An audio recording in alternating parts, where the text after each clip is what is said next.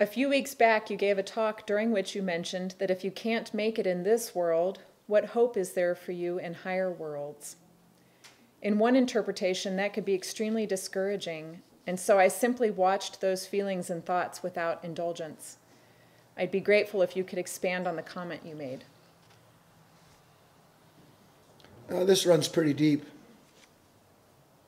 First of all, what's discouraging about it?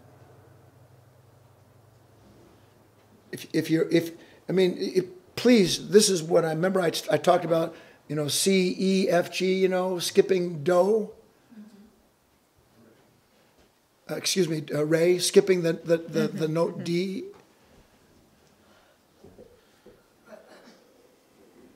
It runs so deep.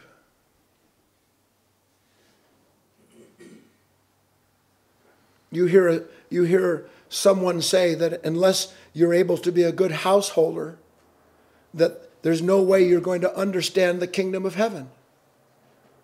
But then your mind begins to tell you what a good householder is. And then because you don't know from yourself what a good householder is, you start thinking, well, I don't have a Porsche. I guess I'm not a good householder. On the other hand, if you can't afford an apartment from yourself and you're mooching off of family, or you're allowing the government to support you because you won't go work for whatever you're capable of working for, then you can be darn sure you're not a good householder, and the kingdom of heaven will never know anything about you because you are completely out of order in this world. Right.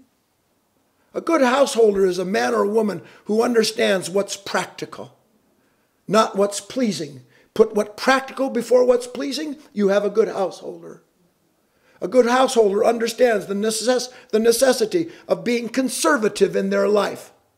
You place opulence, you put all that stuff ahead of being a conservative human being. You have a man or a woman living in a mansion that up to their neck in debt and winds up going bankrupt. They're not a good householder.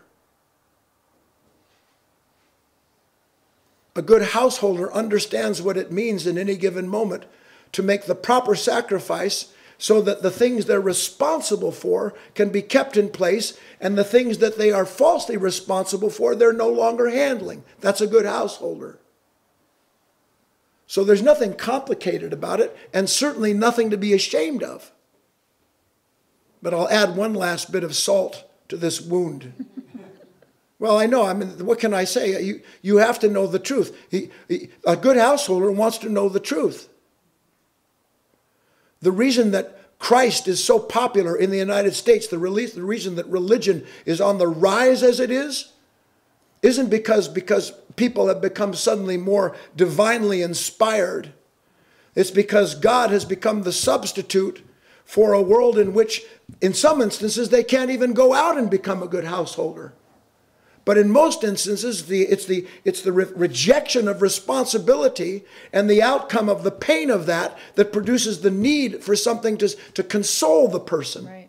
So God becomes a consoling action for someone who, if they were in their proper order of things, wouldn't need to be consoled by an imagined God. They would be in a relationship through the scale of things that they were receiving directly from God, all that is good.